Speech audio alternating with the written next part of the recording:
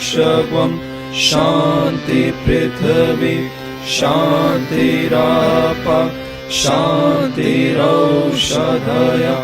शान्ति वनस्पतय शान्ति विश्वे देव शान्ति ब्रह्म शान्ति सर्वं शान्ति शान्तिरेव शान्ति सामा शान्तिरेति ॐ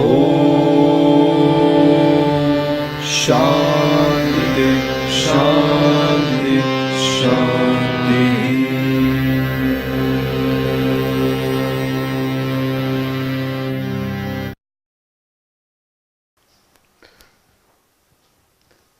May there be peace in the heavens, peace on earth, peace in the waters, peace in all herbs and trees, peace in the whole divine universe, peace in the Supreme Being, peace in all. May we all realize peace. Very beautiful mantra. Shanti mantra is essentially a mantra for peace, and actually that's that's the one core quality we need to connect to. Our whole lives may be in turmoil, but if we can enjoy inner peace, we won't lose our way. And to get peace, you must first aspire for it. And so you see, this is a universal prayer. There are so many Shanti mantras. In all the Upanishads you have them, some of them are repeated. But this was the universal wish for the whole world. The more you wish it, the more it will happen. That's the secret. People have written a book called The Secret, but it's very simple. You want something badly, you'll get it. The more you aspire for it, the more you work towards it, the more it will unveil itself. We talked of the importance of nivritti, of going within, of contacting our true self. The key characteristic of the true self is peace. In that, and peace is a word which has a lot of depth. So you can have deep peace and you can have peace. So there are many levels of peace that you can encounter. And along with that peace, you'll find the quality of ananda naturally coming. It's a happiness which doesn't have an opposite. See, normal happiness that we are familiar with is an ego happiness, which has its opposite, which is an ego pain. But this is free from opposites, and you'll find that, and I can see it when you're sitting quietly and you're meditating, you must wish for it from the depths of your being. And the best part of this is you're not wishing it for your little narrow self. This is for the whole universe. So we touched on a very major topic called the play of the gunas. In the next several chapters we'll go deep into the gunas, because we know what the problem is. We know we need to make a change. I can see from the way you've responded to the exam questions, we're going to give you the papers today. For example, I asked this question, how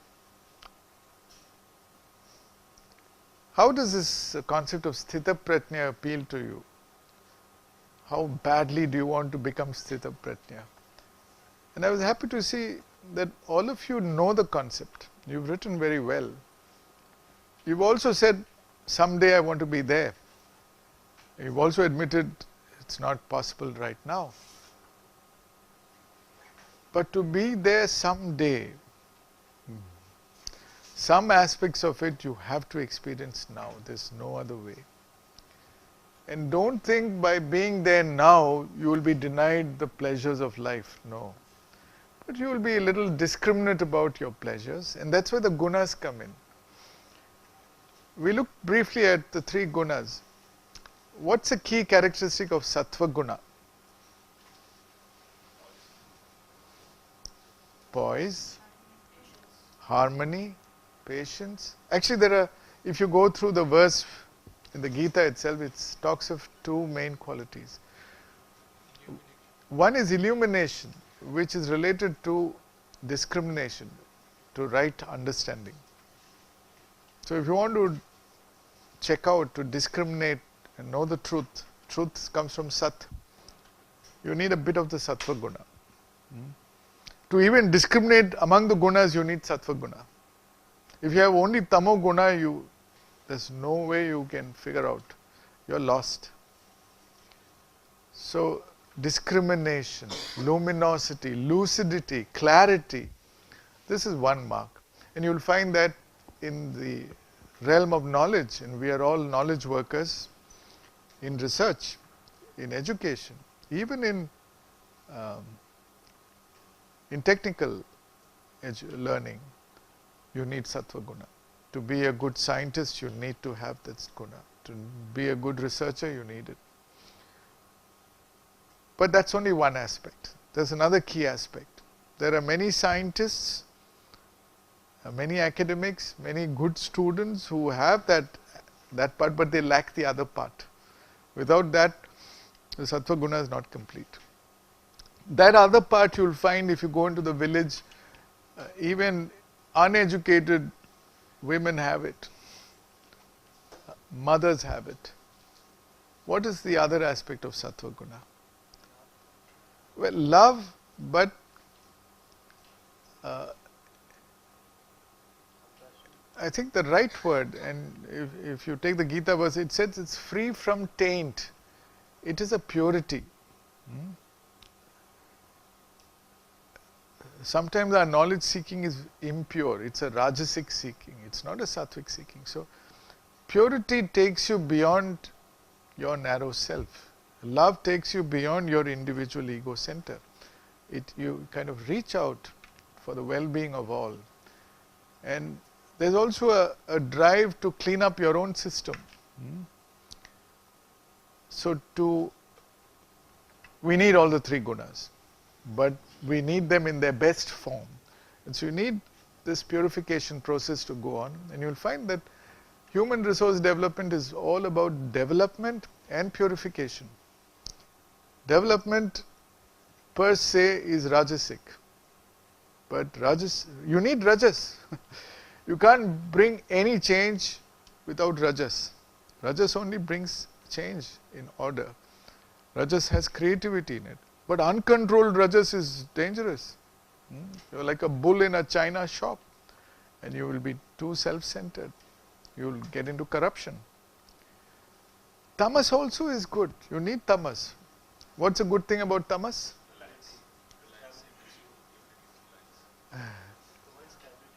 It brings stability. Let's say you set up a new system.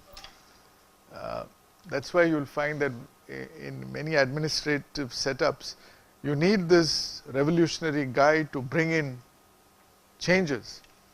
Let's say a dean in an institution, some new ideas, some new systems. But he's a kind of forever changer, so nothing gets fixed because he wants to improve on what he did earlier, he or she. But the next dean, the next person to come, should not be a revolutionary guy. He is a guy who has to bring in stability. He brings in rules, he brings in order.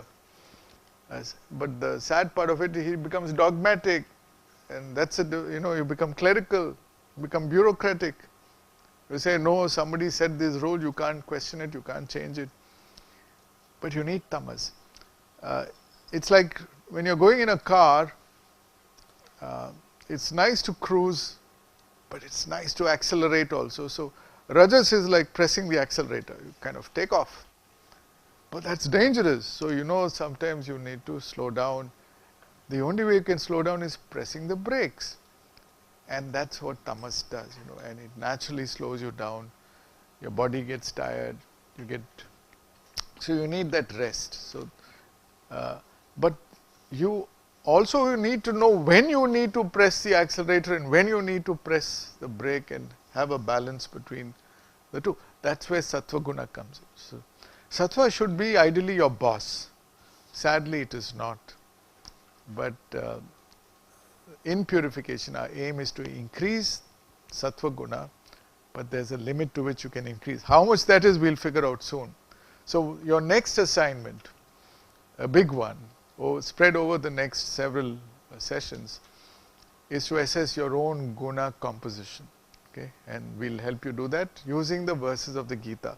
That's real self-awareness. And be honest and understand where you are today and see how you can progress into the future. So today we'll look at the 11th chapter in the book, Soul and Nature, Purusha and Prakriti, and also Gunas in. We hope we'll finish Tyaga and maybe Yagna in today's session. But something more about the Gunas. See, Gunas are something you should be able to pick up from a vibratory sense. You know, our bodies are sensors. Wherever you go, you should be able to pick up the predominant guna. Well, it's all mixed really. So you can, actually when you become very good at it, you can pick up subtle variations. So there is something which is heavily tamasic. There is something which is rajasic. But there is something which is tamasic rajasic. Then there is something which is sattvic. But there is something which is rajasic sattvic. There is also something which is tamasic sattvic.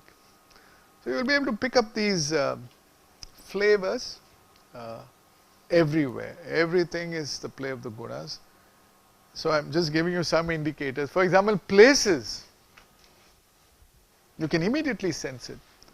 Nature, wilderness, woods, meadows, hills, spiritual centers. The campus of IIT Madras. Really.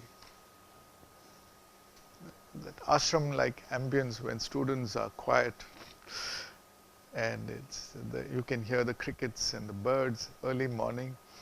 It's heaven here. Not just the earth, the sky above, the clouds. They say wherever you have deer present, you have a sattvic ambience. You've heard stories of Shakuntala and all that. That's that ambience, you know. That. So when you set up an educational institution, if you were to do that, you should look for ambiences like this, because they are ideal for bringing in sattva guna, and sattva guna actually brings in learning, the ability to learn. But you have rajasic ambiences also, and typically city centers are loaded with rajas. You can feel it everywhere. You feel the restlessness, you know. You go to an office and you can make out that everybody is worked up, everybody was busy doing something, and they're afraid the boss can press the bell any time, and you know. So that is cities, offices, sports centers, movie halls, 90% of the urban world.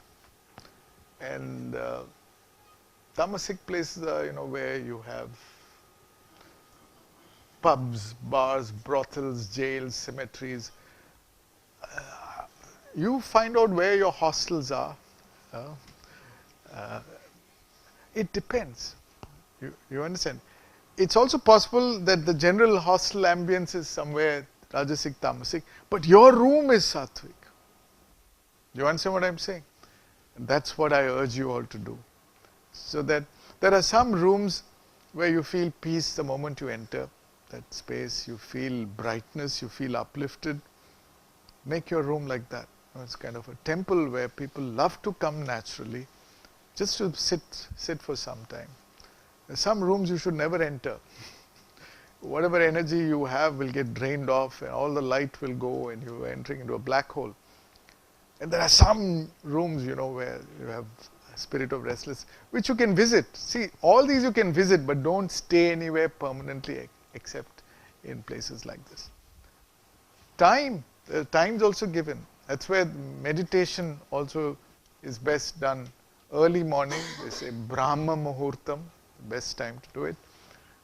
Midday is, you know, mind is restless, your heartbeat is high, and Night, they say, is tamasic. A lot of things are done in the cover of darkness. Company, the people you mix around with, is a good indicator. If you want to understand your own preference to which guna, look at the company you keep, consciously or unconsciously. So, some people are sattvic, at least you feel they are sattvic. If they are your good friends and you love to spend time with them, that's an indication that you too are inclined in that direction. And what do you talk, if at all? If you keep quiet, that's great. What's the kind of conversations you have? So, are these topics related to aspiration, love, care, kindness, goodness, well-being? Or are you in the company of Rajasic persons and the topics are competition, money, success, sex, how many houses, what's a real estate value? These are the normal topics that you have. You say, have you visited this restaurant? The food there is very good. So just reflect, pause for some time, especially, I'm not talking about students, I'm talking about people who are working. What's the conversations you have normally when you visit homes? You can figure out where you stand.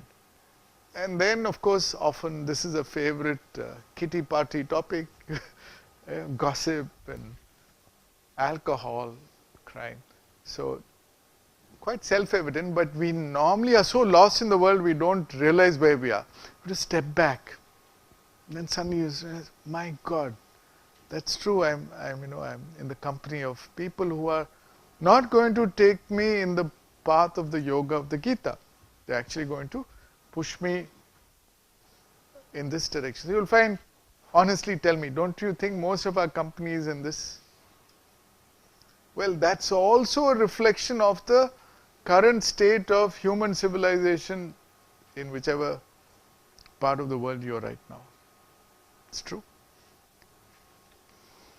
The activities you do, where you spend most of your time, is it in sadhana, meditation? We are trying to push you in this direction.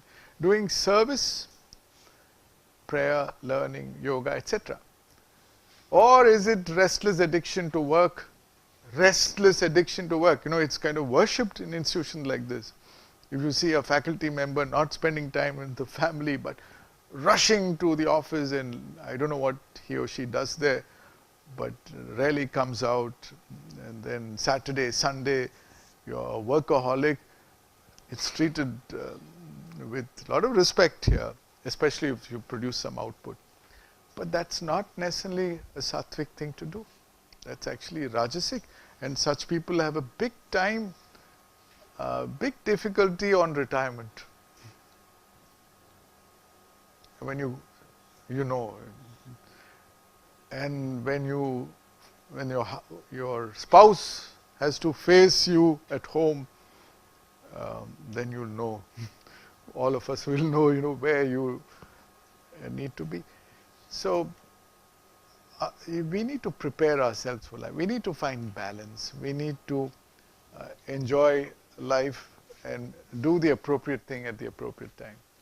So this addiction to work, play, sensory inputs of all kinds is more accentuated now that you have the digital world, the cell phone, the internet access, the media and so on. We are kind of lost here.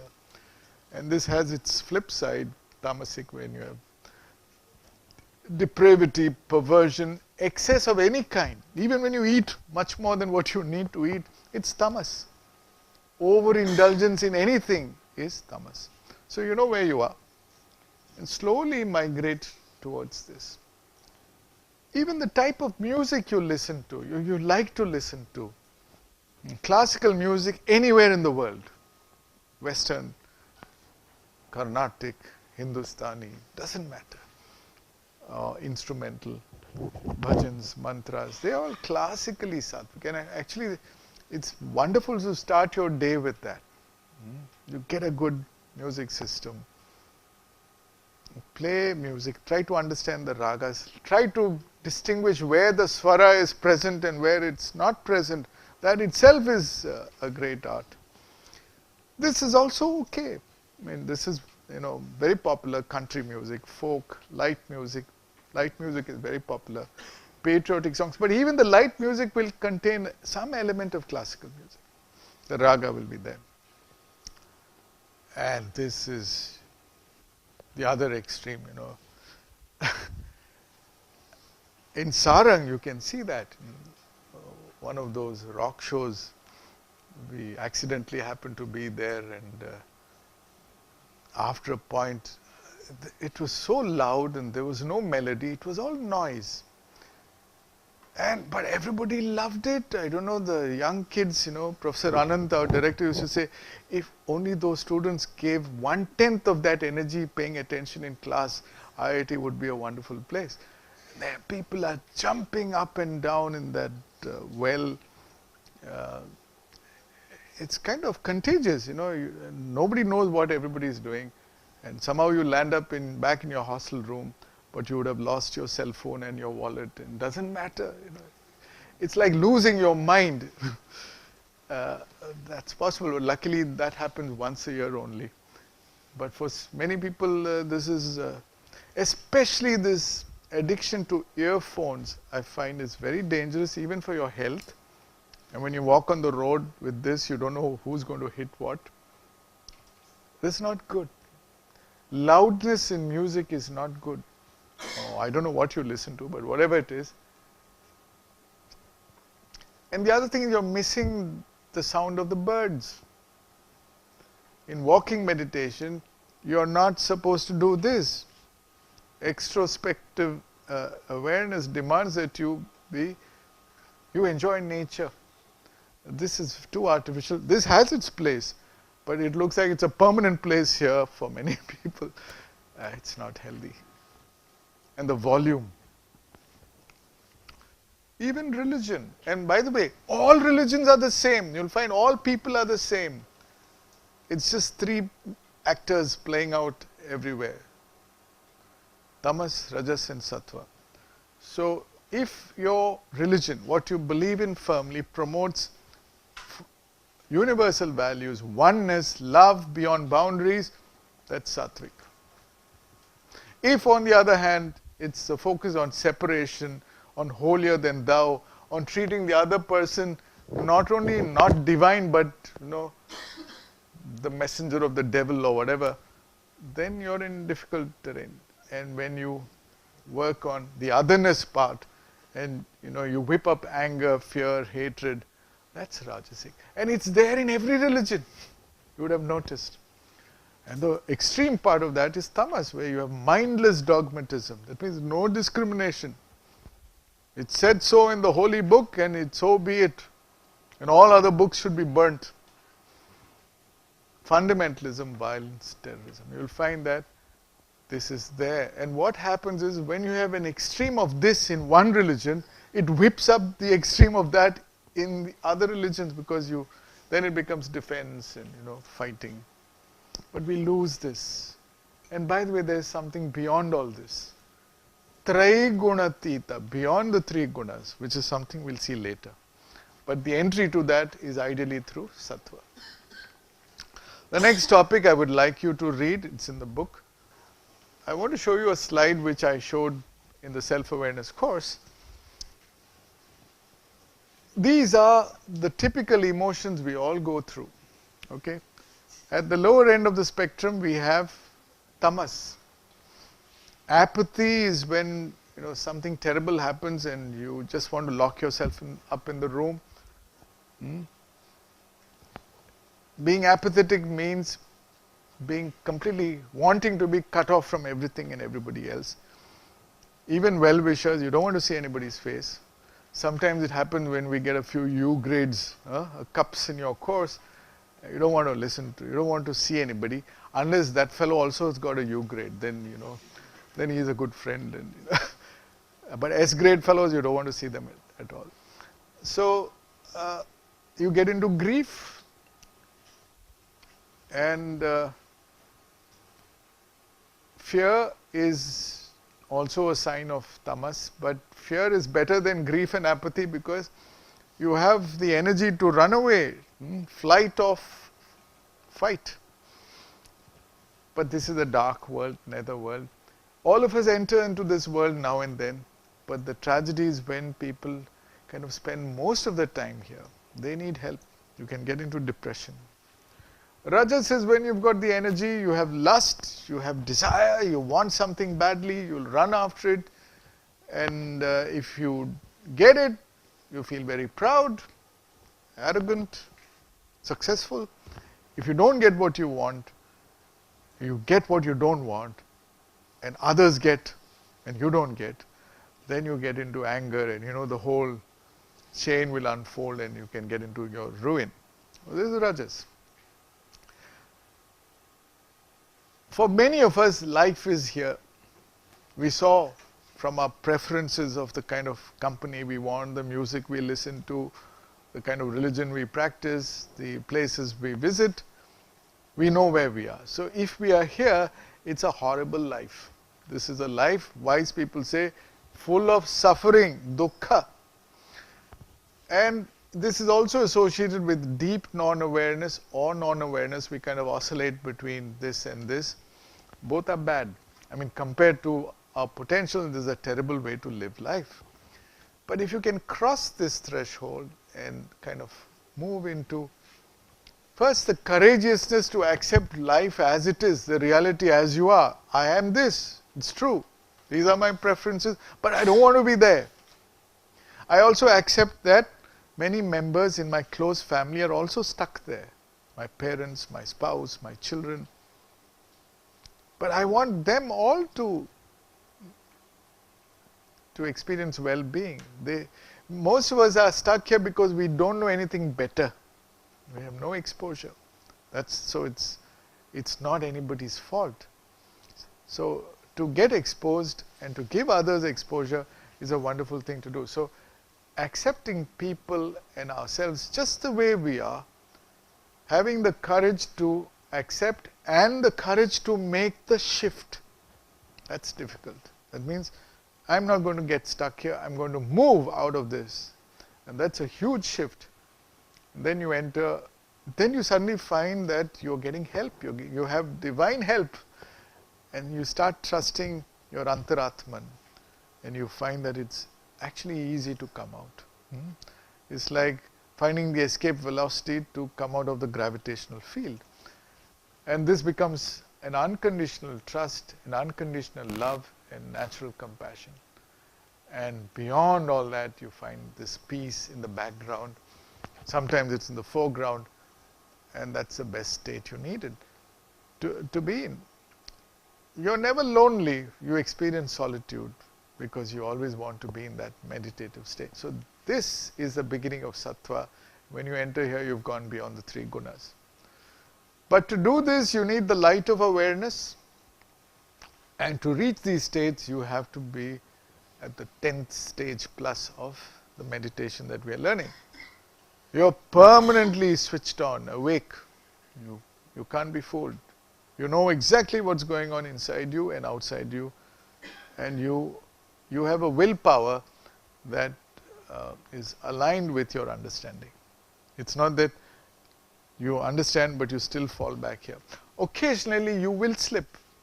We all do. And if someone points out and says, look at this, you've slipped, you say, yes, I slipped. But you have the ability to recover very quickly. See, if you're here, you can even be violent physically with your tongue, with your emails, which you will regret. But as you move, instead of oscillating between deep non-awareness and non-awareness, you promote yourself first to non-awareness and awareness, and then ultimately you're operating in this zone. Between awareness and deep awareness, the chances of you slipping here are very slim, very remote, but to err is human. And it's okay. It's okay. But you suddenly realize that people are here because of the play of the gunas. The gunas are possessing the individual and capturing and keeping you bound. Sattva also is binding. The chains that bind, they say, are made of gold. So it's kind of, but it's still a chain. So to be free from all that is moksha. And this way of living, very common, is the path of fear. where you oscillate between your base instincts and your ego. Rajasic ego. Usually ahankara is rajasic. Okay, but there is also a tamasic and a sattvic form. Whereas this is what we could call the path of love, where you are moving towards steadily being poised in your true self. What's the proof? The proof is, here you tend to get ego trapped. You'll find yourself, when things go wrong, always blaming, treating people as objects. Your heart is at war. You will constantly be self-justifying your position, even when some people say, look, you're wrong. No, our ego cannot accept that we are wrong. Your views get distorted and we shift responsibility. We don't accept responsibility. These are common, the kind of symptoms of a disease. It comes as a package. But when you're out here, you're free from the ego trap. You accept criticism. You take dissent. And the proof is when some dhamaka happens in your life. Could be personal, could be professional. Let's say you lose your job. You lose your marriage. You lose a loved one. Tsunami hits your life. Can happen, will happen, don't worry. How do you respond? Well, spontaneously, here you'll respond in the worst way possible. So the gap between stimulus and response is not there. Whereas here you have the space, the meditative space, to choose your response. And the more you're above this line, the more that space is. So you can respond terribly if you wish, but you can also respond in the best way possible under the given circumstances. You can respond like a sthita pratnya. The sthita pratnya will be responding here. But we may not be there, but at least we should be here. At least there should be a gap, there should be a choice available for us to choose our response. Here you have no choice. It's fatafat. It's like someone presses a button and you will helplessly react. So this is a huge shift. Typically in a relationship, and relationships are beautiful in life. Let's take two very close relationships. Let's say this is me and this is my wife, for example, or me and my boss, or me and my friend. Well, now you can see that we are not just dehas. There is an embodiment of many aspects of living, and typically we can have both Prakriti and Purusha operating. In Prakriti, this is the play of the Gunas, and this is beyond the three Gunas. So ideally, it would be wonderful if both of us could live here. That's a fantastic relationship. That's an unbreakable bond. In that relationship, and actually one sign of a good growing relationship, and you can see this in some old people, is they grow gracefully. Those days of hard fighting is all over. They actually respect each other. They actually become like each other. And they don't need to talk all the time. In fact, when two people are silent, you think there's a gap between them. But here they're both in blissful solitude. And sometimes it's like Vasudeva and Siddhartha in the book, they both think the same thoughts at the same time because they are not their thoughts. They're there, they pick up from the ambience. This is a wonderful way to live in, and I hope many of you will live in this stage at some point in your life steadily. But it's quite likely that we begin here, we're always fighting with each other, we are ego trapped. And let's say you've gone through these courses and you know that this is an unhealthy way to live and you know all the formulas, but so you try to come out of this and you'll find that though you've come out in some sense, this is not sustainable because your partner has not come out. And that tone of voice is enough to bring you back to square one. Yes or no? This has happened to the best of us. So these management tricks don't work. They have to be, you need help, you need divine grace. So what's the only way to really come out of the ego trap? So you have to aim to personally be here. And when you're there, this alone is sustainable. Then the other person picks up the signals from you, shows that you really have no ill will, shows that you have compassion, shows that you're basically a good guy. And love always reaches the other person if it's authentic, and the heart will melt. That's the only way. You want the world to change, there's only one way to change the world. You change. And you find your highest potential. That's what the yoga of the Gita wants you to do. That's all you have to do. And to be able to do this consistently, anytime, any place, is the healthiest way to live. Okay. So we've completed the 10th chapter. Review questions. What does the Gita mean by ahankara vimudhatma? What is the cause of this profound delusion? How do we break out of it? What is meant by guna guneshu vartanta? How is this realization useful in practice? Discuss the roles of the three gunas in the process of evolution. How are these related to the rise and fall of human civilization? This very important topic. Why is tamas considered to be a double negative? Would you consider tamas like friction to be a necessary evil? The Gita says that all the three gunas, even sattva, are binding in nature. Discuss how they cause bondage. And you can refer to the verses. Distinguish between tamasic, rajasic and sattvic forms of ahankara. How do they typically operate in human relationships?